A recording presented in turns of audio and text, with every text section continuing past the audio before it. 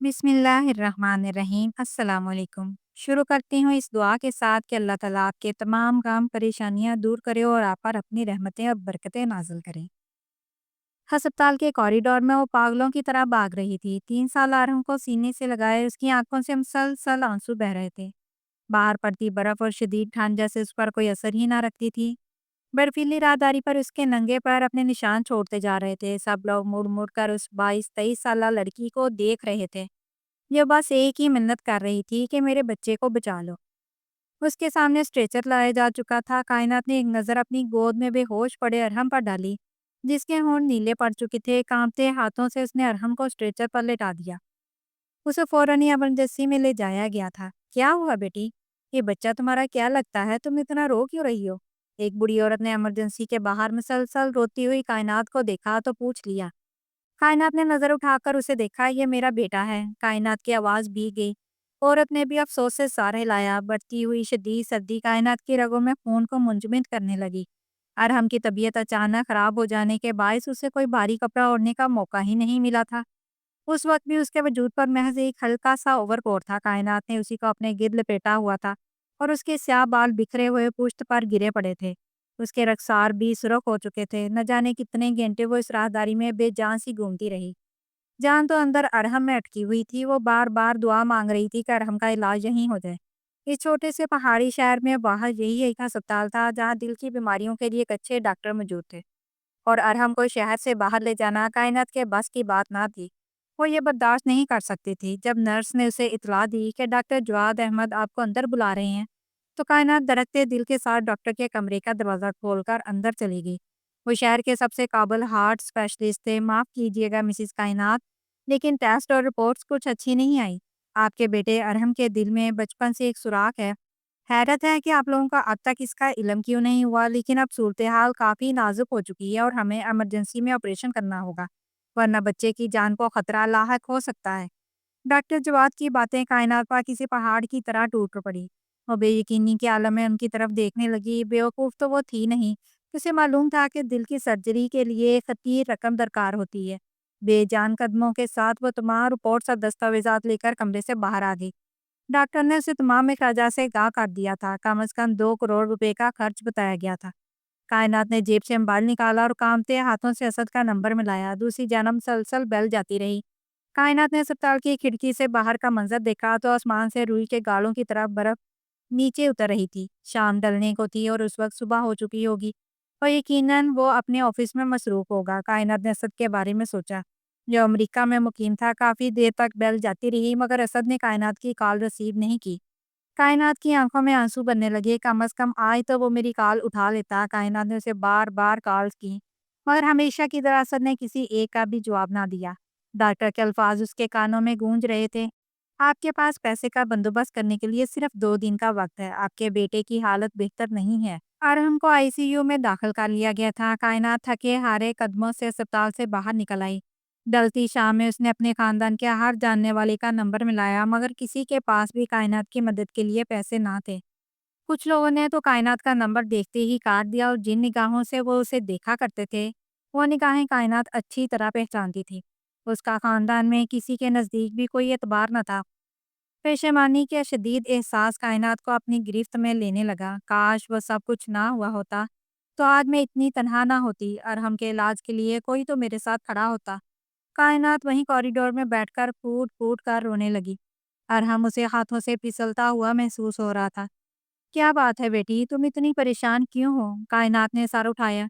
ये वही बुरी औरत थी जो दोबारा उससे पूछ रही थी। कायनात ने बेबसी के आलम में उसे सारी बात बता दी कि वो बेटे के इलाज के लिए पैसों की वजह से परेशान है। 2 करोड़ बहुत बड़ी रकम है। कोई तुम्हें इतने पैसे नहीं देगा। अस्पताल वाले भी मुफ्त इलाज नहीं करेंगे। हाँ, मगर एक शख्स ऐसा है जो तुम्हारी मदद कर सकता है। औरत की बात पर कायनात चूम कर सीधी हो गई।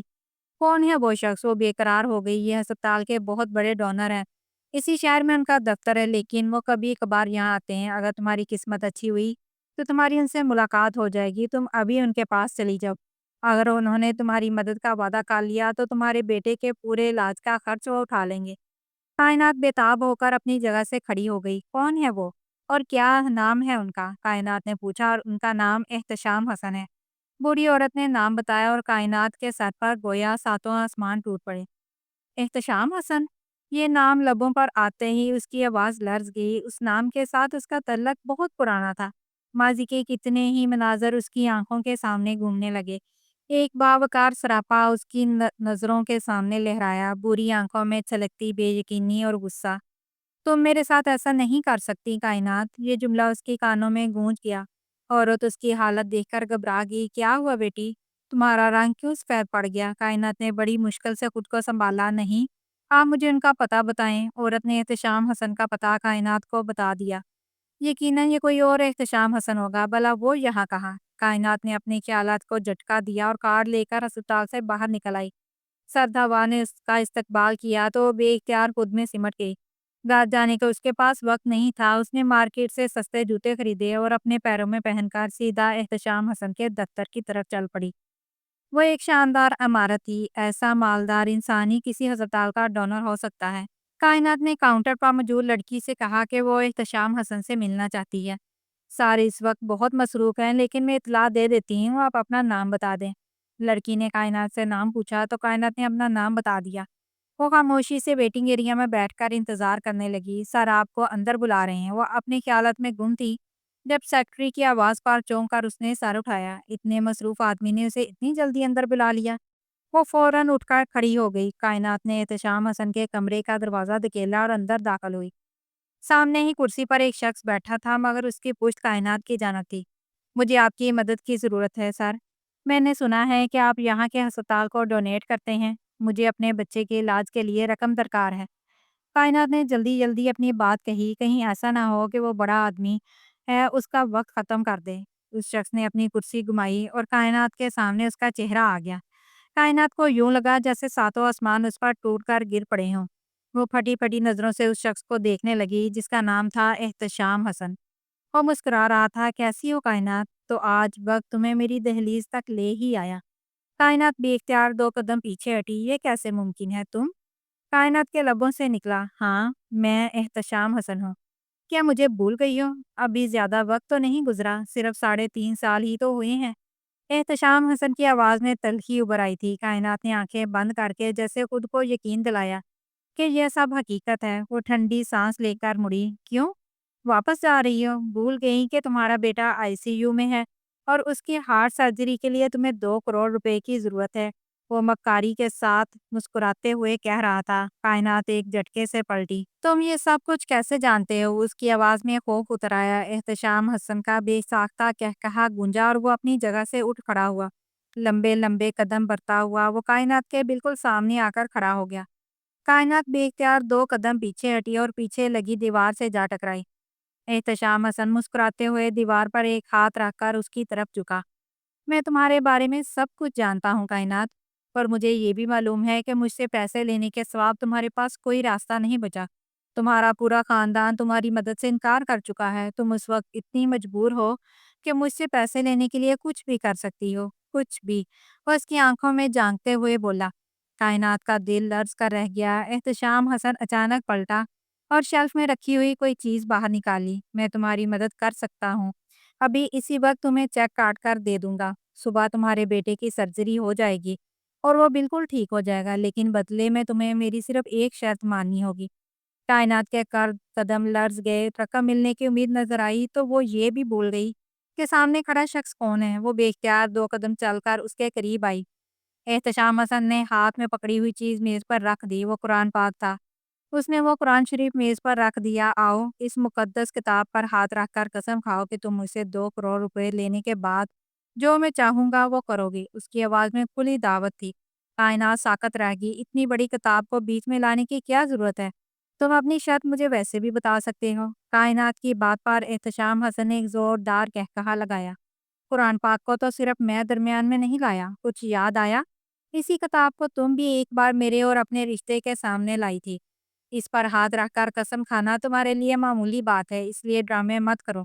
आगे बढ़ो और कसम खाओ, वरना मेरे ऑफिस से निकल जाओ। मैं तुम्हें 1 रुपया भी नहीं दूंगा। अब उसका लहजा बदल चुका था। कायनात की निगाहों में हिम्मत की एक लहर उठी। नहीं, ऐसा मत करो। मुझे वाकई पैसों की जरूरत है। बराह करम मेरा यकीन करो। قرآن پر ہاتھ رکھ کر قسم کھاؤ کہ 2 کروڑ کے بدلے میرا یہ کام کرو گے، اس کے بعد ہی تمہیں رقم ملے گی، ورنہ چلی جاؤ۔ وہ اپنی سیٹ پر جا کر بیٹھ گیا۔ کائنات کی آنکھوں میں آنسو بھر آئے، مگر وہ مجبور تھی اور باہر سفید رات مزید گہری ہوتی جا رہی تھی۔ کانپتے ہاتھوں سے وہ آگے بڑھی اور اس نے قرآن پاک پر اپنا ہاتھ رکھ دیا۔ احتشام حسن کے لبوں پر ایک گہری مسکراہٹ بکھر گئی، یوں جیسے وہ فتح یاب ہو گیا ہو۔ میں قسم کھاتی ہوں کہ 2 کروڑ روپے کے بدلے تم جو کام کہو گے میں وہ کرو دوں گی، اس نے لڑکھڑاتی آواز میں کہا۔ احتشام حسن نے جٹ سے جیب سے چیک بک نکالی اور 2 کروڑ روپے کا چیک کاٹ کر اس کی جانب پھینک دیا۔ اب یہاں سے چلی جاؤ اور کل رات میرے گھر آنا۔ یاد تو ہوگا نا کہ میں کہاں رہتا ہوں، وہ فاتحانہ انداز میں مسکراتے ہوئے کہہ رہا تھا۔ کائنات نے شدت سے اپنی آنکھیں میچ لیں، آنسو لرزتے ہوئے اس کی گالوں پر بہہ نکلے۔ جلدی سے اس نے چیک اٹھایا اور الٹے قدموں احتشام حسن کے آفس سے باہر نکلتی چلی گئی۔ فی الحال اسے صرف اپنے بیٹے کی زندگی بچانی تھی۔ فجر کی اذان سے پہلے اس نے 2 کروڑ کا وہ چیک اسپتال میں جمع کروا دیا۔ ڈاکٹر حیران تھے کہ اس نے اتنی بڑی رقم اتنی جلدی کیسے جمع کر لی، مگر اب سرجری کی تیاریاں شروع ہو چکی تھی۔ وہ پورا دن بے تابی سے کوریڈور میں ٹہلتی رہی، اس کے حلق سے سوائے پانی کے کچھ بھی نیچے نہ اترا۔ شام 7 بجے کے قریب ڈاکٹر نے آ کر اسے اطلاع دی کہ اس کا بیٹا خطرے سے باہر ہے، تو بے اختیار اس نے اللہ کا شکر ادا کیا اور اسی لمحے اس کے ذہن میں احتشام حسن کا چہرہ لہرایا۔ شام ڈال چکی تھی، کائنات کے قدم لرزنے لگے، مگر اسے اپنا وعدہ پورا کرنا تھا۔ اس کا ایمان اتنا کمزور نہیں تھا کہ وہ قرآن پر رکھی ہوئی قسم کو بھول جائے۔ تھکے ہارے قدموں سے وہ اسپتال سے باہر نکلی۔ گھر جا کر اس نے صرف لباس تبدیل کیا، لمبے سیاہ بالوں کو برش کیا اور جو ہی کھلا چھوڑ دیا۔ پتہ نہیں آج احتشام حسن نے اس سے کیا کام لینے کا ارادہ کر رکھا تھا۔ سرخ رنگ کی شال اپنے کندھوں کے گرد ٹھیک سے لپیٹتی ہوئے احتشام حسن کے گھر پہنچی۔ گھر میں خاموشی چھائی ہوئی تھی اور نوکر نے اسے لاؤنج میں بٹھا دیا۔ وہ بے چینی سے اپنی ہتھیلیوں کو رگڑ رہی تھی۔ آپ احتشام حسن صاحب کے بیڈ روم میں اوپر جائیں، انہوں نے آپ کو اوپر بلایا ہے، نوکر نے آ کر اسے اطلاع دی۔ کائنات کا دل خوف سے دھڑکنے لگا، لیکن وہ بے بس تھی اور دھیرے دھیرے قدم اٹھاتی احتشام حسن کے کمرے کے دروازے تک پہنچ گئی۔ دروازہ کھلا اور وہ خاموشی سے اندر داخل ہوئی۔ احتشام حسن سامنے کرسی سے ٹیک لگائے بیٹھا تھا۔ اس نے نائٹ گاؤن پہنا ہوا تھا اور اس کے چہرے پر فاتحانہ مسکراہٹ تھی۔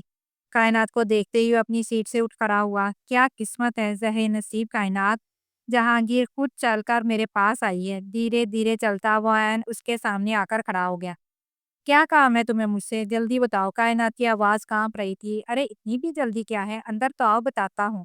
ہاتھ بڑھا کر دروازہ لاک کیا اور دوسرے ہاتھ سے کائنات کا ہاتھ پکڑ کر اسے بیڈ پر بٹھایا۔ کائنات کا وجود ٹھنڈا پڑنے لگا۔ تم یہ سب کیوں کر رہے ہو؟ کائنات کی آنکھوں میں آنسو بھرنے لگے۔ احتشام یکدم سنجیدہ ہو گیا۔ کیا تم نہیں جانتی کہ میں یہ سب کیوں کر رہا ہوں؟ میرے سامنے زیادہ آنسو بہانے کی ضرورت نہیں ہے۔ تم نے مجھ سے 2 کروڑ روپے لیے اور بدلے میں تمہیں آج کی رات میرے ساتھ گزارنی ہوگی، یہی میری شرط ہے۔ احتشام کی بات سن کر کائنات ایک لمحے کے لیے ہکا بکا رہ گئی، اور پھر جب اسے احتشام کی بات سمجھ میں آئی تو وہ ڈرتے ڈرتے اچانک اٹھ گئی۔ نہیں، ایسا نہیں ہو سکتا۔ کیا تم نہیں جانتے کہ میں شادی شدہ ہوں؟ میں شوہر کو دھوکہ نہیں دے سکتی۔ کائنات کی بات سن کر احتشام نے زوردار قہقہا لگائے۔ شوہر؟ کون سا شوہر جو 3 سال پہلے نکاح کر کے چلا گیا تھا اور آج تک واپس نہیں آیا؟ وہ جو آپ کی شکل سے نفرت کرتا ہے۔ تم اکیلے اپنے بیٹی کی پرورش کر رہی ہو اور میرے سامنے پارسائی کا یہ ڈرامہ مت کرو۔ کیا اپنا ماضی بھول گئی ہو؟ احتشام کی باتوں میں حقارت تھی۔ کائنات کی آنکھوں سے آنسو بہنے لگے۔ اس نے احتشام کے پاس سے گزرنے کی کوشش کی، لیکن اس نے اسے دونوں بازوں سے پکڑ کر واپس اپنے بیڈ پر پھینک دیا۔ زیادہ ہوشیار بننے کی کوشش نہ کرو، تمہیں یہ رات میرے ساتھ گزارنی پڑے گی، اور تم کوئی کنواری یا انچھوئی عورت نہیں ہو جسے میرے ساتھ کچھ وقت گزار کر شرمندہ ہونا پڑے۔ کسی کو کیسے پتا چلے گا کہ آپ نے ایک رات کس کے ساتھ گزاری ہے؟ کائنات کا دل چاہا کہ وہ زمین پھٹے اور اس میں سما جائے۔ وہ اپنے گاؤن کی ڈوری کھول رہا تھا، کائنات کی سرخ شال اس کے شانوں سے ڈلک کر نیچے جا گری۔ سیاہ ریشمی بال بکھر گئے، اس کی آنکھوں میں آنسو بھرنے لگے۔ پلیز اس طرح مت کرو احتشام، مجھے جانے دو، میری مجبوری کا فائدہ مت اٹھاؤ، تم تو میرے رشتہ دار ہو۔ وہ سسکنے لگی۔ احتشام نے گہری نگاہوں سے اسے دیکھا۔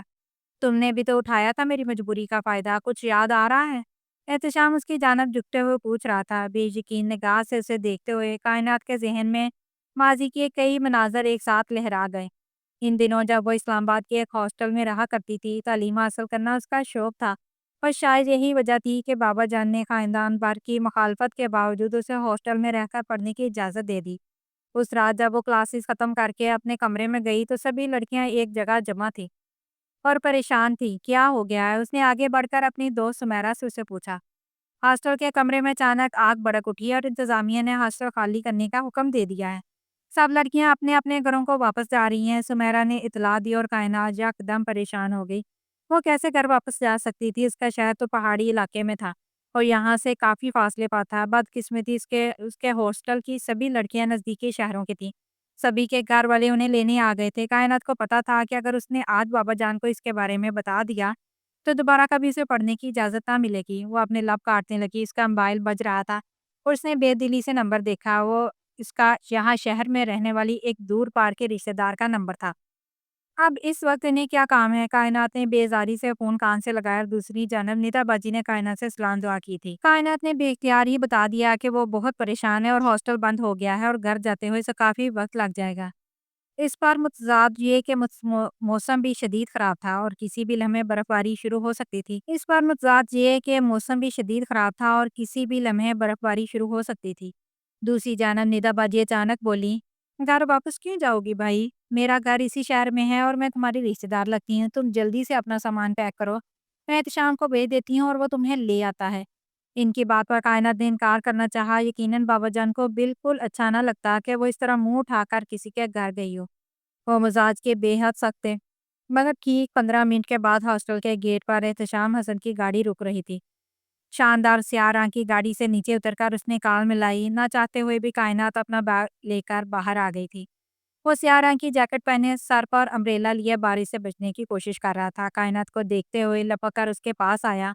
आइए मिस, अम्मी ने हुक्म दिया है कि आपको लेकर जाना है। वैसे इस बर्फानी मौसम में आपको हॉस्टल से निकलने का ख्याल कैसे आ गया? उसका बैग गाड़ी में रखते हुए वो शरारत से पूछ रहा था। वो खासा खुश मिजाज लग रहा था। कायनात को उसकी सोहबत अच्छी लगी और पूरे रास्ते वो छोटी-छोटी बातें करते रहे। निदाबा जी कायनात की अम्मी की उम्र की थीं और एहतशाम उनका बेटा था। उन्होंने कायनात का खुशदिली से इस्तकबाल किया। जब तक हॉस्टल के मामला ठीक नहीं हो जाते, तुम आराम से मेरे घर में रहो। तुम्हारे मामा-बाबा से मैं खुद बात कर लूँगी। उन्होंने अपने कमरे के बराबर वाला कमरा कायनात के लिए तैयार करवा दिया। वो पूरे दिन की थकी हुई थी और रात गहरी हो रही थी और कुछ शदीद ठंडे मौसम का असर था कि गर्म बिस्तर में लेटते ही नींद आ गई। रात शायद आधी से ज़्यादा गुजर चुकी थी जब अपने कमरे में खुद से लड़ते एहतशाम हसन ने बेख्तियार अपना कंबल उतार फेंका। उसका रुख कायनात के कमरे की जानिब था। कमरे का दरवाज़ा लॉक ना था और आहिस्ती से दरवाज़ा खोलकर वो अंदर दाखिल हुआ। सामने ही नाइट बल्ब की मद्धम सी रोशनी में कायनात का कमरा नजर आ रहा था। वो सो रही थी और बेड पर औंधे मुंह होकर सोना उसकी आदत थी। एहतशाम हसन साकत रह गया। इतना बेमिसाल हुस्न उसने आज से पहले कभी नहीं देखा था। वो धीरे-धीरे चलता हुआ बैठ गया। कंबल उसके ऊपर से हट चुका था और लिबास बेतरतीब था। उसकी दोदिया पिंडलियाँ स्याह रंग के नाइट ड्रेस में चमक रही थी। एहतशाम के दिल को कुछ होने लगा और पहली नज़र में ही वो इसे घायल कर गई थी। न जाने कमज़ोर लम्हात का असर था या क्या। एहतशाम ने बेख्तियार आगे बढ़कर उसके गाल पर से बालों की एक लट हटाई। वो मदहोश सो रही थी, ठंडे लम्स से ज़्यादा सा कसमसाई और उसने आंखें खोलकर देखा और जैसे ही उसकी नज़र एहतशाम हसन पर पड़ी, वो अचानक से हड़बड़ाकर अपनी जगह से उठ खड़ी हुई। तुम यहाँ क्या कर रहे हो? वो भी रात के इस वक्त। कायनात का लिबास बेतरतीब था और घबरा कर अपने आप को छुपाने की लगी। मगर एहतशाम हसन दिलचस्पी बड़ी निगाहों से इसकी जानब देख रहा था। धीरे से बेड पर से उसके मुकाबले बैठते हुए एहतशाम हसन ने उसके मुकम्मल सरापे का जायजा लिया। पता नहीं मैं यहाँ क्या कर रहा हूँ, मुझे तो कुछ समझ नहीं आ रहा, लेकिन जब से तुम्हें देखा है, इसके बाद से मेरा मुसलसल यही दिल चाह रहा था कि मैं जाकर तुमसे बात करूँ। वो सादा से लहजे में बोला। कायनात का खून खौलने लगा। इसलिए आप लोग मुझे अपने घर में लेकर आए हैं, ताकि रात के इस पहर आप इस तरह मेरे कमरे में घुस आएँ। जानते भी हैं इस बात का क्या मतलब है? कायनात ने तल्खी से कहा तो एहतशाम ने सर झटक दिया। कोई मतलब नहीं है और ना ही मैं किसी गलत इरादे से आया हूँ। मैं तुमसे शादी करना चाहता हूँ, मेरी तालीम मुकम्मल हो चुकी है। जल्दी मैं बिज़नेस स्टार्ट कर लूँगा। तुम हमारे घर नहीं आती ना? आज पहली दफ़ा आई हो इसलिए सोचा दोबारा मौका मिले या ना मिले, मैं तुम्हारे घर रिश्ता भेजना चाहता हूँ। एहतशाम की बात पर कायनात का गोया दिमाग घूम गया। इन दिनों वो वैसे भी अक्खड़ मिजाज और खुद पसंद हुआ करती थी। तुम्हारी हिम्मत कैसे हुई मुझे ये सब कुछ कहने की? तुम मुझसे 2 साल छोटे और मैं तुम्हारी खाला लगती हूँ। कायनात की बात पर एहतशाम बेख्तियार झुंझला गया। ऐसा कुछ नहीं है। तुम मेरी अम्मी की दूर पार की कज़न लगती है बस। हमारा आपस में और कोई रिश्ता नहीं। मैंने सब पता करवा लिया है। मेरी और तुम्हारी शादी में और कोई रुकावट नहीं है। बस तुम मुझे एक इशारा तो दो। एहतशाम का लहजा मखमूर होने लगा। कायनात के दिमाग में खतरे की घंटियां सी बजने लगीं। तुम अभी और इसी वक्त यहाँ से निकल जाओ, वरना मैं जोर जोर से चिल्लाकर निदा बाजी को यहाँ बुला लूंगी। कायनात ने उँगली उठाकर उसे धमकी दी। एहतशाम चंद लम्हे उसे देखता रहा और फिर अचानक बेड से उतर गया। मैं तुम्हारे फैसले का इंतजार करूंगा। इतना कहते ही वो कमरे से बाहर निकलता चला गया। कायनात ने बेख्तियार एक ठंडी सांस ली और लपक कर दरवाजा बंद कर दिया। उसे सख्त खौफ आ रहा था, अगर वो आज कुछ कर गुजरता तो। लेकिन उसे न जाने क्यों एहतशाम की बात अच्छी लगी थी। वो बेहद हैंडसम था और वो किसी भी लड़की का आइडियल हो सकता था। बस उसका इस तरह रात में कमरे में आना गलत है। और कायनात ने सर झटकते हुए सोचा। अगली सुबह वो हॉस्टल जाने के लिए तैयार हो रही थी, क्योंकि वहाँ के मामला ठीक हो गए थे। और तभी एहतशाम अंदर आया। एहतशाम बेटा, कायनात को इसके हॉस्टल छोड़ दो। निजाबाजी ने उसे हुक्म दिया था। वो एक नज़र कायनात को देखकर रह गया। थोड़ी देर के बाद जब वो अपना बैग लेकर बाहर आई, तो गाड़ी में बैठा वो उसी का इंतजार कर रहा था। वो इसके बराबर आकर बैठ गई। वो खामोशी से गाड़ी ड्राइव कर रहा था और कायनात ने जरा सा सर घुमाकर उसे देखा। सफेद रंग की टी शर्ट और जीन्स के ऊपर जैकेट पहने और बेहद हैंडसम लग रहा था। कायनात बेख्तियार रुख मोड़कर खिड़की से बाहर झांकने लगी। बताओ फिर क्या सोचा है तुमने मेरे प्रपोजल के बारे में? क्या मैं अपने वालिदैन को तुम्हारी घर भेज दूँ? एहतशाम ने दो टोक अंदाज में बात की। कायनात ने चौंक कर उसे देखा। मुझे नहीं लगता कि मेरे वालिदैन मानेंगे। वो काफ़ी सख्त हैं और तुम लोग तो हमारे दूर पार के रिश्तेदार हो। कायनात ने बात को टालने की कोशिश की, मगर आखिरकार उसे हथियार डालने ही पड़े। वैसे भी दिल ही दिल में वो पहले ही उससे हार मान चुकी थी। जब एहतशाम ने उसे हॉस्टल के गेट पर उतारा, तो वो दोनों आपस में काफ़ी हद तक करीब आ चुके थे। कायनात का नंबर एहतशाम हसन के मोबाइल में मुंतकिल हो चुका था। हॉस्टल में बैग रखकर वो कॉलेज चली गई। क्या बात है, आज बड़ी खुश लग रही हो, बेवजह मुस्कुराए जा रही हो। कल रात तुम अपने रिश्तेदारों के घर भी गई थी ना? सुमेरा ने उससे पूछा, तो कायनात बेख्तियार शर्मा सी गई। उसके बाद एहतशाम अक्सर उसके कॉलेज आ जाता। कॉलेज के बाद वो दोनों कभी लंच करते, कभी आउटिंग पर चले जाते। शहर में जहाँ कहीं भी कायनात को कोई काम होता है, एहतशाम किसी जिन की तरह हाजिर हो जाता। उसकी शिद्दत में दिन ब दिन इजाफा होता जा रहा था। उसकी मुसलसल एक जिद थी कि वो जल्द अज जल्द कायनात से शादी करना चाहता है। चाहती तो कायनात भी यही थी, मगर वो किसी तरह पहले जाकर राह हमवार करना चाहती थी। उसे बाबा की सख्ती का खूब अंदाजा था। अगर उन्हें जरा भी बिनक पड़ जाती, वो शहर में अपनी शादी के लिए किसी लड़के को पसंद कर बैठी है, तो ना जाने क्या हो जाता। उस रोज भी रात 1:30 का वक्त था, जब नींद में डूबी कायनात को मुसलसल मोबाइल की वाइब्रेटिंग सुनाई दी। उसने बड़ी मुश्किल से आंखें खोलकर मोबाइल देखा। एहतशाम की कॉल आ रही थी। जल्दी से बाहर आओ, मैं तुम्हारे हॉस्टल के गेट के बाहर खड़ा हूँ। पिछली तरफ से आना, छोटे दरवाजे से। मैंने लॉक खराब कर दिया है, दरवाज़ा खुल जाएगा। एहतशाम ने जल्दी जल्दी कहकर फ़ोन बंद कर दिया। कायनात को कुछ समझ ना आई, कुछ आई। उसने यकीन ना करते हुए मोबाइल पर वक्त देखा। रात के 2:30 बज रहे थे। वो बेख्तियार उठ खड़ी हुई और खिड़की से बाहर नजर डालते ही वो चौंक गई। बाहर मूसलाधार बारिश हो रही थी। कमरे में मुसलसल चलते हीटर के बावजूद उसे ठंड महसूस हो रही थी। कायनात ने जैकेट पहनकर उसकी जिप बंद की और सर पर स्कार्फ लपेटकर बाहर निकल आई। सर्द हवा के साथ बारिश के छींटे उससे आकर टकराए, तो उसने बेख्तियार कपकपा कर एक लंबी सांस ली। बारिश से बचने के लिए उसने एक छोटी सी छतरी उठा ली। पूरे हॉस्टल में सन्नाटा था। वार्डन गालिबन ठंड की वजह से बेखबर अपने कमरे में सो रही थी। अरसे से हॉस्टल में रहने की वजह से कायनात को यहाँ के पिछले दरवाजों का पता था, और वो दबे कदमों एहतियात से चलती हुई हॉस्टल के पिछले हिस्से तक पहुँच गई। वहाँ कोई न था। हॉस्टल का एक छोटा सा दरवाजा पीछे मैदान की जानिब खुलता था, जहाँ घनी झाड़ियाँ उगी हुई थी। कायनात ने आगे बढ़कर एहतियात से दरवाजा खोला और वो खुल गया। हैरत में डूबी हुई कायनात बाहर निकल आई। सामने ही दरख्तों के दरमियान वो खड़ा था। वो हैरान रह गई। बारिश से बचने के लिए उसके पास कुछ भी मौजूद ना था। शायद उसके घर से निकलने के बाद ही बारिश शुरू हुई हुई थी। ये क्या बेवकूफ़ी है, इतनी सर्दी में बारिश में भीग गए हो, बीमार पड़ जाओगे।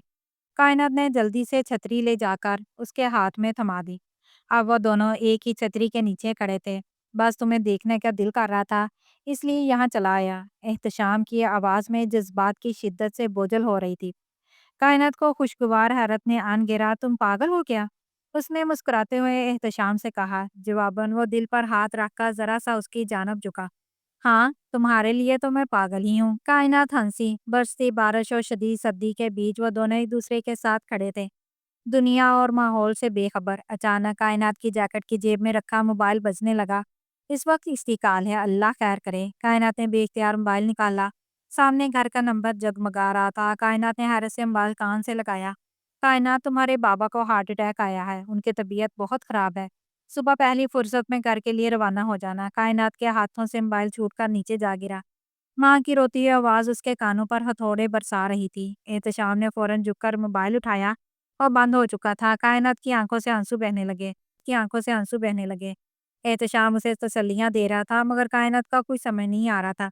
बाबा जान उसे बेहद मोहब्बत करते थे। वह जल्दी से एहतशाम को खुदा हाफिज कहे बगैर हॉस्टल चली आई। अगली सुबह पहली बस से वो अपने शहर वापस जा चुकी थी। पहाड़ों के दरमियान वाक़या खूबसूरत से शहर में इस वक्त कायनात का कुछ भी अच्छा नहीं लग रहा था। क्योंकि बाबा अस्पताल में दाखिल थे, एक झटके से वो हाल की दुनिया में वापस आई, क्योंकि एहतशाम हसन ने उसके सर से चादर खींचकर नीचे फेंक दी। कायनात ने बेबसी से अपनी आंखें मींच लीं। वो हाथ बढ़ाकर उसके बालों का जूड़ा खोल रहा था। रेशम जैसे बाल उसके शानों पर बिखर गए। बेइख्तियार कायनात ने उसे जोर का धक्का दिया और खुद आंखों पर हाथ रखे जोर जोर से रोने लगी। बस करो कायनात, इतनी शरीफ बनने का ड्रामा मत करो। जो कुछ तुमने मेरे साथ किया था, ये सब सिर्फ उसी की सजा है। तुम्हें भी तो पता चले कि जिल्लत और शर्मिंदगी किसे कहते हैं। बिल्कुल वही सब जो तुमने मेरे साथ किया था, वही सब मैं आज तुम्हारे साथ करूंगा। वो इसके बाजू को जकड़ते हुए एक बार फिर गुस्से से घूर रहा था। कायनात के लबों से एक राह निकल गई। मेरा बाजू छोड़ो, मुझे दर्द हो रहा है। लेकिन एहतशाम उसकी कोई बात सुनने के मूड में ना था। मगर इससे पहले कि वो मजीद कोई दरिंदगी करता, बेड पर रखे कायनात के बैग से मोबाइल बजने की आवाज़ आने लगी। कायनात चौंक कर मोबाइल की तरफ मुतवज्जे हुई। एहतशाम भी जैसे उस लम्हे के खुमार से बाहर आ गया था। कायनात ने लपक कर बैग से मोबाइल निकाला। असद की कॉल थी। उसने फ़ोन ऑन करके कान से लगाया। क्या मुसीबत है तुम्हें? क्यों बार-बार फ़ोन करके मेरा दिमाग ख़राब कर रखा है? तुम्हें हज़ार बार कहा है कि मुझे फ़ोन करके परेशान मत किया करो। क्या हुआ है अरहम को, जिसका तुमने इतना हंगामा मचा रखा है? दूसरी जानब असद चीख पड़ा। कायनात खामोश सी रह गई। असद, अरहम की हार्ट सर्जरी के लिए डॉक्टर ने 2 करोड़ रुपए मांगे थे। मेरे पास पैसे नहीं थे, इसलिए आपको फ़ोन किया था। उसने मध्यम लहजे में वजाहत देने की कोशिश की, लेकिन दूसरी तरफ से वो फिर चिल्ला उठा, कहाँ से लाऊं मैं 2 करोड़ रुपए? डॉक्टर बदल लो या किसी और अस्पताल में ले जाओ, और अगर कहीं बात नहीं बनती तो सरकारी अस्पताल में ले जाओ। मेरे पास तुम्हें देने के लिए इतनी बड़ी रकम नहीं है, और अब दोबारा मुझे फ़ोन मत करना। ये कहकर असद ने फ़ोन बंद कर दिया। बाल हाथ में लिए वो साकत सी खड़ी रह गई। सामने खड़े एहतशाम ने गहरी निगाहों से इसका जायजा लिया। दूसरी जानब मौजूद असद इतनी जोर जोर से चिल्ला रहा था कि बाहर खड़े एहतशाम को भी उसकी आवाज़ साफ सुनाई देगी। बाइल अभी कायनात के हाथ में ही था कि एक बार फिर कॉल आने लगी। इस बार अस्पताल से फ़ोन था। कायनात ने बेताबी से फ़ोन कान से लगाया। दूसरी तरफ हॉस्पिटल से कोई लड़की कह रही थी, मिसिस कायनात, आपके बच्चे की तबीयत ख़राब हो रही है, फ़ौरन खून का इंतज़ाम करें। कायनात का दिल धक से रह गया। अभी तो वो अरहम को बिल्कुल ठीक हालत में छोड़कर आई थी। लाइन कट गई तो उसने इल्तिजा भरी नज़रों से एहतशाम हसन की तरफ देखा। एहतशाम ने सर झटका और आगे बढ़कर दरवाज़ा खोल दिया। शायद उसे उस पर रहम आ गया था। कायनात तेज़ी से बाहर निकलती चली गई। अंधेरी ठंडी रात में अस्पताल की तरफ जाते हुए उसके ज़हन में बस सिर्फ अरहम का ही ख्याल था। स्याह पड़ती रात के सन्नाटे में अस्पताल के बर्फीले कॉरिडोर में टहलती वो बस सिर्फ अरहम की सेहतयाबी की दुआएं कर रही थी। अरसे बाद एहतशाम से उसका जो सामना हुआ था, उसने माजी के ज़ख्मों को दोबारा हरा कर दिया था। बेख्तियारी में उसके ज़हन में माँ और बाबा की छवि लहराई। नफ़रत की तेज़ लहर उसके वजूद में उठी और उसने एक फ़ैसला कर लिया। अरहम की तबीयत बेहतर हो रही थी, मगर वो अब तक आईसीयू में ही था। अस्पताल से निकलते ही कायनात के कदम खुद ब खुद अपने घर की तरफ उठने लगे। वही घर जहाँ उसने ज़िंदगी के 20 साल गुजारे थे। जहाँ वो बाबा जान के घर के दरवाजे पर पहुंची तो रात गहरी हो चुकी थी। उसने बेल दी और थोड़ी देर बाद मुलाजमा ने दरवाज़ा खोला। वो खामोशी से अंदर दाखिल हो गई। अंदर लाउंज में सुकूत छाया हुआ था। कौन आया है? किचन से अम्मी जान निकलते हुए बाहर आ रही थी। जैसे उनकी नज़र कायनात पर पड़ी, वो साकत रह गई। तुम्हें 2 साल बाद हमारी याद कैसे आ गई? उनकी आवाज़ जख्म खोरदा सी थी। कायनात ने पलट कर उन्हें देखा। शायद कभी ना आती, लेकिन अरहम। बाकी का जुमला उसके लबों में ही दम तोड़ गया। अम्मी जान ने आगे बढ़कर उसे अपने गले से लगा लिया। अरसा हो गया था जब वो नाराज़ होकर घर से कहीं चली गई थी। तुम्हारे बाबा जान को पता चलेगा तो वो बहुत खुश होंगे, अम्मी जान ने कहा तो कायनात ने नफ़ी में सर हिला दिया। उन्हें मत बताइएगा, मैं बस वापस अस्पताल जाऊंगी। आज दिल भर आया तो आपसे मिलने चली आई। मगर अम्मी जान ने उसकी बात सुनी अनसुनी कर दी और उठकर बाबा जान को इत्तला देने चली गई। कायनात वहीं सोफे पर बैठ गई। वही जगह थी जहाँ बैठकर 3 साल पहले उस पर क़यामत टूटी थी। कायनात की नज़र में 3 साल पुराना मंजर घूम गया। जब बाबा जान को दिल का दौरा पड़ने पर वो शहर से वापस आई थी। शुक्र था कि वो दौरा मामूली नोयत का था। اور اس کے گھر آنے کے 2 دن بعد بابا جان کو اسپتال سے ڈسچارج کر دیا گیا تھا۔ سارا خاندان گھر میں جمع تھا۔ جہانگیر احمد صاحب بیماری کے باوجود وہی روب لیے صوفے سے ٹیک لگائے بیٹھے تھے۔ جہانگیر بھائی، اب بس جلدی سے کائنات کا فرض ادا کر ہی ڈالیں۔ اللہ نے زندگی کی مہلت دی ہے تو دیر نہ کریں۔ پڑھ لکھ کر بڑا لڑکیوں نے کرنا ہی کیا ہوتا ہے؟ ویسے بھی ہمارے خاندان میں لڑکیوں کو زیادہ پڑھانے کا رواج نہیں ہے، مگر آپ نے تو کائنات کو ہاسٹل ہی بھیج دیا۔ میری مانیے تو جلدی سے اچھا لڑکا دیکھ کر اس کی شادی کر دیں۔ یہ سمینہ پھپھو تھی۔ کائنات کے اندر خطرے کی گھنٹی بجنے لگی۔ جہانگیر احمد مسکرا رہے تھے۔ تم نے بالکل صحیح کہا ہے سمینہ، میں خود بھی اسپتال میں یہی سوچ رہا تھا، اس لیے آج میں نے اپنے پرانے دوست افطر کو جہاں بلایا ہے۔ اس کا بیٹا اسد بیرون ملک سے اعلیٰ تعلیم حاصل کر کے آیا ہے۔ وہ لوگ کب سے کائنات کا رشتہ مانگ رہے ہیں۔ میں نے سوچا آج منگنی کی چھوٹی سی رسم کر دی جائے اور 10 دن بعد شادی۔ بس ختم ہو گئی کائنات کی پڑھائی۔ کیا کرے گی اتنا پڑھ کر؟ جہانگیر صاحب مسکراتے ہوئے کہہ رہے تھے، مگر کائنات کے اوپر جیسے ساتوں آسمان ٹوٹ پڑے۔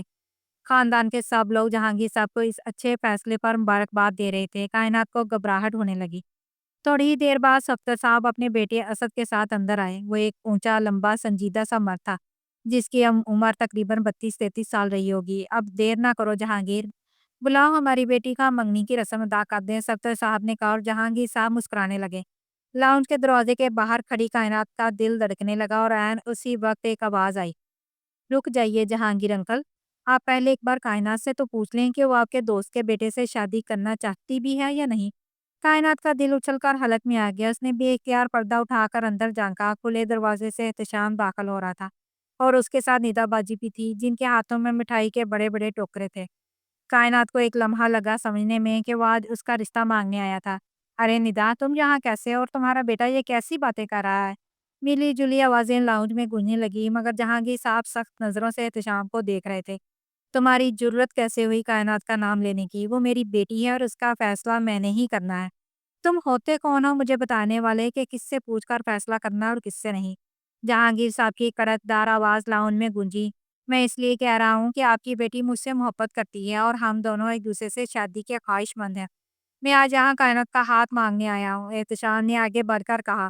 کائنات نے شدت سے آنکھیں میچ لی۔ اسے پتا تھا اب یہاں کیا ہونے والا ہے۔ خاندان کے سب لوگ منہ پر ہاتھ رکھے ہکا بکا کھڑے تھے۔ جہانگیر احمد، ان کا بس نہیں چل رہا تھا کہ آگے بڑھ کر احتشام کا گلا دبا دیں۔ دوبارہ اگر میری بیٹی کا نام لیا تو میں تمہاری زبان کھینچ لوں گا۔ نکل جاؤ میرے گھر سے۔ میں اس کی منگنی طے کر چکا ہوں۔ اور انہوں نے اندر منہ کر کے کائنات کی ماں کو آواز دی۔ ان کی داڑھ اتنی زوردار تھی کہ کائنات کو اپنا دل ڈوبتا محسوس ہونے لگا۔ آپ ایک بار کائنات کو بلا کر خود ہی پوچھ لیں، وہ مجھ سے ملتی رہی ہے اور ہم دونوں ایک دوسرے سے محبت کرتے ہیں۔ وہ اسلام آباد میں ہمارے گھر بھی آئی تھی۔ احتشام کی بات پر سب پر جیسے سکتہ طاری ہو گیا۔ دیکھا، میں کہتی تھی کہ لڑکی کو پڑھنے کے لیے باہر شہر نہ بھیجیں، نہ جانے وہاں جا کر کیا گل کھلاتی رہی ہے۔ سمینہ پھپھو نے سرگوشی کے انداز میں ایسے کہا کہ سب نے سن لیا۔ بلاؤ کائنات کو، جہانگیر احمد صاحب نے گرج کر کہا۔ امی نے ایک سخت نظر کائنات پر ڈالی اور اس کے بازو کو دبوچ کر اسے لاؤنج کے اندر لے آئی۔ کائنات کے قدم جیسے من کے ہو چکے تھے۔ وہ مکمل طور پر کانپ رہی تھی۔ یہ میں کیا سن رہا ہوں؟ کیا تم اس لڑکے سے ملتی رہی ہو اور تم نے اسے محبت کے دعوے کیے ہیں؟ یہ ہے کون؟ جہانگیر احمد نے چنگاڑتی نگاہوں سے کائنات کو دیکھا۔ احتشام امید بھری نظروں سے اسے دیکھ رہا تھا۔ بس ابھی وہ سب کو بتا دے گی اور سب کچھ ٹھیک ہو جائے گا۔ لیکن کائنات نے جو کچھ کہا وہ احتشام کے سر پر بم کی طرح گرا۔ نہیں بابا جان، میں اسے نہیں جانتی، نہ جانے یہ کون ہے، میں اسے کبھی نہیں ملی۔ کانپتی ہوئی آواز میں نہ جانے کیسے یہ الفاظ اس کے لبوں سے نکلے۔ وہ خود بھی نہیں جانتی تھی، اسے تو بس ایسا لگ رہا تھا کہ آج سب کے سامنے اس کی عزت کا جنازہ نکالا جا رہا ہے۔ جہانگیر صاحب مطمئن ہو گئے۔ دیکھ لیا تم نے، اب دفع ہو جائے یہاں سے۔ مگر احتشام تو پھٹی پٹی نگاہوں سے کائنات کی جانب دیکھ رہا تھا۔ یہ خوفزدہ ہے، آپ سب لوگوں کے سامنے اعتراف کرنے سے ڈر رہی ہے، مگر میں اس طرح سب کے سامنے جھوٹا ثابت نہیں ہو سکتا۔ قسم اٹھاؤ کائنات کہ تم مجھے نہیں جانتی۔ بات کے آخر میں اس کا لہجہ جیسے زخمی سا ہو گیا۔ کائنات نے بہت مشکل نگاہ اٹھا کر اسے دیکھا۔ وہ رو پڑنے کے قریب تھا اور تبھی پیچھے سے جہانگیر کی آواز آئی، اٹھا لو قسم، جتنی مرضی بڑی قسم اٹھانا چاہتے ہو۔ میری بیٹی میرے خلاف ہرگز نہیں جائے گی۔ ان کی آواز میں مان تھا، حکم تھا اور ایک تنبیہ تھی۔ کائنات لرز کر رہ گئی۔ احتشام یکدم پلٹا۔ شیلفوں کے اوپر رکھا قرآن پاک اسے دور سے نظر آ رہا تھا۔ اس نے یکدم قرآن پاک لا کر کائنات کے سامنے کر دیا۔ اس کی آنکھ میں 2 آنسو بھی لڑک رہے تھے۔ مت کرو میرے ساتھ ایسا کائنات، بتا دو سب کو کہ تم مجھ سے محبت کرتی ہو، ڈرو مت، میں تمہارے ساتھ ہوں۔ احتشام نے جیسے اس کی منت کرتے ہوئے کہا۔ मगर कायनात को खुद पर गढ़ते हुए सारे खानदान की निगाह साफ महसूस हो रही थी। उसका लरज़ता काँपता हाथ उठा और कुरान पाक पर जम गया। मैं इस शख्स को नहीं जानती और ना ही मैं इससे मोहब्बत करती हूँ और ना ही मैं इससे शादी करना चाहती हूँ। जो मेरे बाबा कहेंगे मैं वही करूँगी। अगले ही पलों मुँह पर हाथ रखकर भागते हुए अंदर चली गई। एहतशाम जैसे ज़मीन में गड़कर रह गया। धक्के मारकर बाहर निकालो इस शख्स को। जहांगीर के हुक्म पर उसे मुलाजमों ने वाकई धक्के मारकर घर से बाहर निकाल दिया। अपनी कुचली हुई नाक के साथ जिस वक्त वो वापस अपने घर आया वो जख्मी शेर बन चुका था। कायनात के साथ उसकी सारी मोहब्बत नफरत में बदल चुकी थी। कैसे उसने सबके सामने उसे रुस्वा कर दिया। सामने बैठा असद खामोशी से ये सारा तमाशा देख रहा था। लाउंज में सन्नाटा छाया था। असद ने झुककर अपने बाप से कुछ कहा मगर जवाबन उसके बाप ने एक सख्त निगाह उस पर डालकर उसे खामोश रहने का इशारा किया। क्या मंगनी की रस्म शुरू करें सफदर? जहांगीर ने संजीदगी से पूछा। हाँ हाँ क्यों नहीं, वो सीधे होकर बैठ गए। साकत खड़ी कायनात को अम्मा ने सोफे पर बिठाया तो किसी बेजान मूरत की तरह बैठ गई। सफदर साहब के साथ आई इनकी बीवी आगे बढ़कर कायनात के हाथ में असद के नाम की अंगूठी पहना दी। लाउंज में मुबारक सलामत का शोर गूंजने लगा मगर असद खामोशी से उठकर बाहर चला गया। सफदर साहब ने मंगनी के फौरन बाद ढके छुपे अल्फाज में लंबे चौड़े जहेज की लिस्ट और आधी जायदाद की मुंतकिली की बात कर दी। वहाँ मुझे सभी लोगों की अंदाजा हो गया था कि सफदर कायनात का रिश्ता लेने में इस कदर जोशो खरोश क्यों दिखा रहा था। ठीक 10 दिन के बाद कायनात की असद के साथ रुखसती कर दी गई। इस दिन के बाद एहतशाम ने पलट कर कभी कायनात का नाम ना लिया। खुद वो भी यूं हो गई गोया जिंदा लाश की सूरत फिर रही हो। असद ब्याह कर उसे अपने घर ले तो गया। शादी की रात अपने कमरे में आया तो कायनात दुल्हन बनी उसका इंतजार कर रही थी। मुझे तुम्हारे अंदर कोई दिलचस्पी नहीं। इस रोज तुम्हारा वो जो आशिक आकर तुम्हारी मोहब्बत का प्रचार कर रहा था, मुझे यकीन है कि तुम्हारा उसके साथ कोई छुपा अफेयर ज़रूर होगा, वरना कौन इस तरह बड़ी महफ़िल में आकर अपनी बेइज़्ज़ती करवाता है, जिस तरह उस बेचारे ने करवाई। ख़ैर हसीन लड़कियों के यही तो हथकंडे होते हैं, प्यार किसी और से और शादी किसी और से, दोनों जगह के मज़े लूट लेती हैं। वह हकारत से कहता हुआ उसकी ज़ात की धज्जियाँ उड़ा रहा था। कायनात ने सख्ती से आँखें मीच लीं। अपने शौहर होने का हक़ उसने इस्तेमाल कर लिया था, मगर शादी के सिर्फ़ 3 रोज़ बाद वो कायनात को छोड़कर खुद बैरूने मुल्क चला गया। कायनात ने चंद रोज़ ससुराल में एक नापसंदीदा शय की तरह गुजारे और आखिरकार उसकी सास ने उसको बाजू से पकड़कर घर से बाहर निकाल दिया। जब तक तुम्हारा शौहर नहीं आ जाता जाकर अपनी माँ के घर रहो, मुझसे तो तुम्हारी सूरत नहीं देखी जाती। मेरे बेटे के सर पर न जाने किस गलाजत को तोप दिया उसके बाप ने। कायनात खामोशी से सास के नफरत भरे जुमले वापस ले आई। माँ के घर आते ही उसे पता चला कि वो माँ बनने वाली है। उसने असद को फ़ोन पर इतला देने की कोशिश की मगर उससे इस इतला से भी कोई गर्ज न थी। कायनात उसे फ़ोन करती रह जाती मगर वो कभी फ़ोन ना उठाता। कायनात ने खुद को संभाल लिया था और चाहती थी कि असद के साथ एक नॉर्मल ज़िंदगी गुजारे।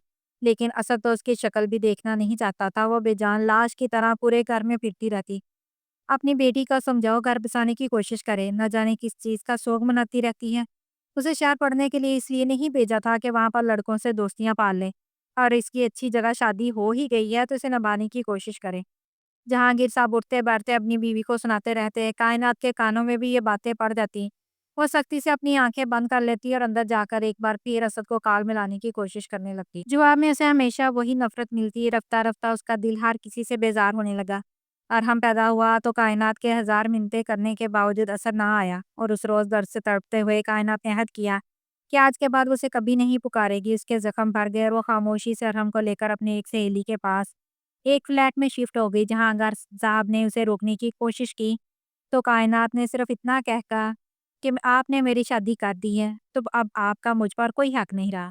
मेरे ससुराल वाले मुझे रखने को तैयार नहीं है लेकिन मैं अपने बेटे को मजीद किसी के तानों का निशाना नहीं बनाना चाहती।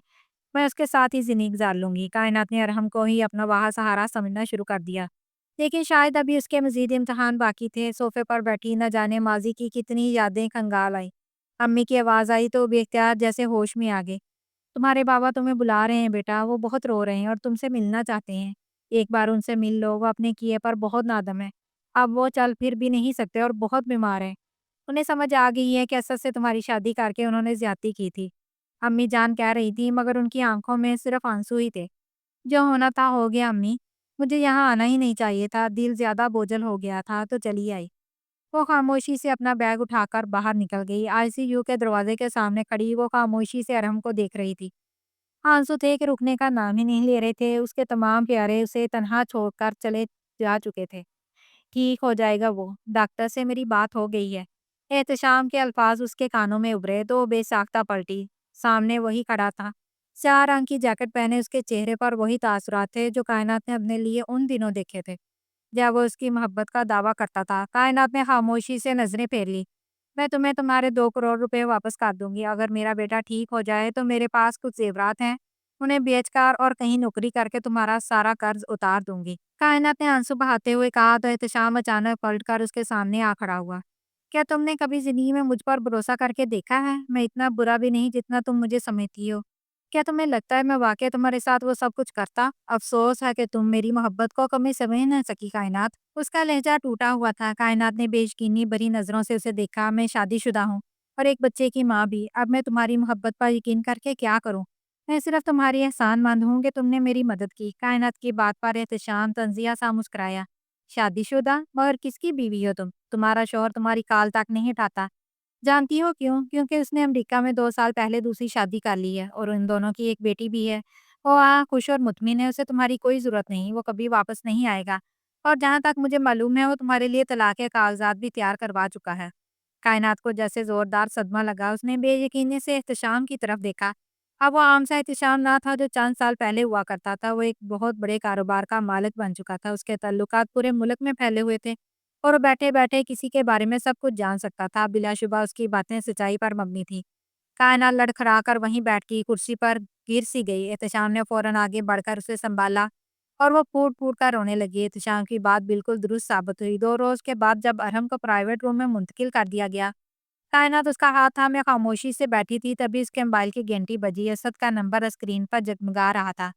کائنات نے کانپتے ہاتھوں سے موبائل آن کر کے کان سے لگایا۔ میں تمہیں طلاق بھیج رہا ہوں، مجھے معاف کر دینا، لیکن میں خود کو تمہارے ساتھ زندگی گزارنے کے قابل نہیں سمجھ سکا۔ میں نے 2 سال پہلے یہاں شادی کر لی تھی اور اپنی بیوی سے بہت خوش ہوں۔ کیتھرین بہت اچھی ہے، میرا واپس آنے کا کوئی ارادہ نہیں، اور تم چاہو تو ارحم کو اپنے ساتھ رکھ سکتی ہے، اور اگر نہیں تو اسے امی ابو کے حوالے کر دینا، میں اس کا خرچ بھیجتا رہوں گا۔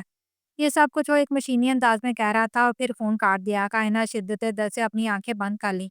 طلاق کی خبر اس کے گھر والوں تک بھی پہنچ چکی تھی، تبھی اس کی ماں کا فون آ گیا۔ واپس آ جاؤ کائنات، ہم سے بہت بڑی غلطی ہو گئی جو تمہیں اسد کے حوالے کر دیا۔ احتشام کا رشتہ مانگنے کا طریقہ غلط تھا، لیکن ہمیں سمجھنا چاہیے تھا۔ وہ خود ابھی اتنا میچور نہیں تھا، ہمیں تم لوگوں کی بات سننی چاہیے تھی، وہ روتے ہوئے کہہ رہی تھی۔ کائنات نے فون بند کر دیا اور اس کی آنکھوں سے مسلسل آنسو بہہ رہے تھے۔ سب لوگوں نے مل کر اس کی زندگی برباد کر دی تھی، اور آدھی سے زیادہ بربادی تو اس نے خود اپنے ہاتھوں کی تھی۔ ارحم کا سارا علاج بہترین طریقے سے ہو رہا تھا۔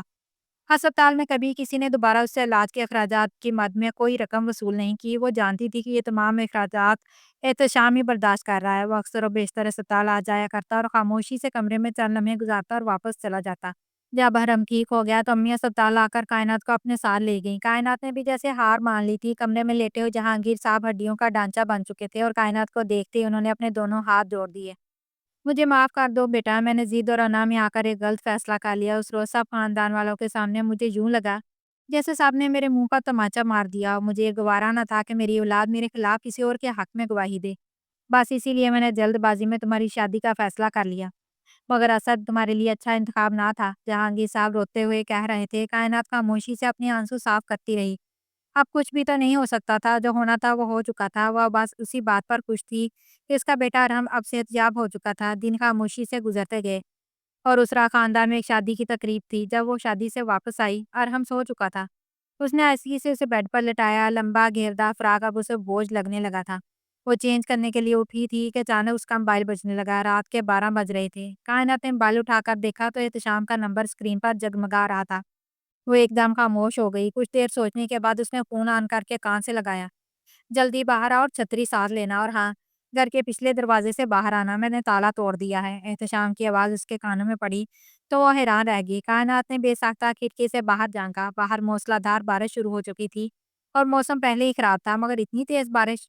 کائنات کے لبوں پر بے اختیار ایک مسکراہٹ دوڑ گئی۔ نہ چاہتے ہوئے بھی اس نے الماری سے چھتری نکالی اور نیچے اتر آئی۔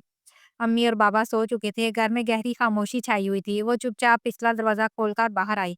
وہ سامنے ہی کھڑا بارش میں بھیگ رہا تھا۔ اس کے چہرے پر مسکراہٹ تھی اور سڑک کی دوسری جانب کھڑی کائنات بھی مسکرا دی۔ بارش نے ان دونوں کے درمیان ایک چادر سی تان دی تھی۔ کائنات نے ہاتھ میں پکڑے موبائل پر احتشام کا نمبر ملایا اور دوسری جانب درخت کی اوٹ میں کھڑے احتشام نے موبائل آن کر کے کان سے لگا لیا۔ کیا بات ہے؟ کیوں بلایا ہے؟ کائنات نے پوچھا تو وہ کہنے لگا، کیا تم اس سے شادی کرو گی؟ اگر ہاں تو میں اپنی امی کو لے کر ایک بار پھر تمہارے گھر آنے کے لیے تیار ہوں، لیکن پلیز اس بار مجھے رسوا کر کے گھر سے باہر مت نکلوانا۔ اس کے لہجے میں ہلکی سی شرارت بری مسکراہٹ تھی۔ کائنات نے مسکرا کر سر جھکا لیا۔ یہ اس کی جانب سے ہاں کا اشارہ تھا۔ تو پھر جب رشتہ لے کر آؤ گے تب ہی ملاقات ہوگی، اس وقت ملنا مناسب نہیں، یہ کہہ کر اس نے مسکراتے ہوئے فون کاٹ دیا۔ دور کھڑے احتشام نے بھی سر کو خم دیتے ہوئے اسے مسکرا کر دیکھا۔ وہ چھتری لیے پلٹ کر اندر چلی گئی اور احتشام بھی خاموشی سے جا کر اپنی گاڑی میں بیٹھ گیا، اور اس کے دل کی کلی کھل چکی تھی۔ اگلے ہی دن وہ رشتہ لے کر کائنات کے گھر موجود تھا۔ جہانگیر صاحب نے عدت کے بعد کائنات کے نکاح کی رضامندی دے دی، اور اس بار انہوں نے واقعی کائنات کی خوشی کو مقدم جانا۔ عدت مکمل ہوئی تو سادگی سے کائنات اور احتشام کا نکاح پڑھا دیا گیا۔ سفید کامدار لباس میں ملبوس کائنات یوں لگ رہی تھی جیسے آسمان سے اتری کوئی حور ہو، اور سفید شلوار قمیض پر سیاہ شال اوڑھے احتشام کسی شہزادے کی مانند دکھائی دے رہا تھا۔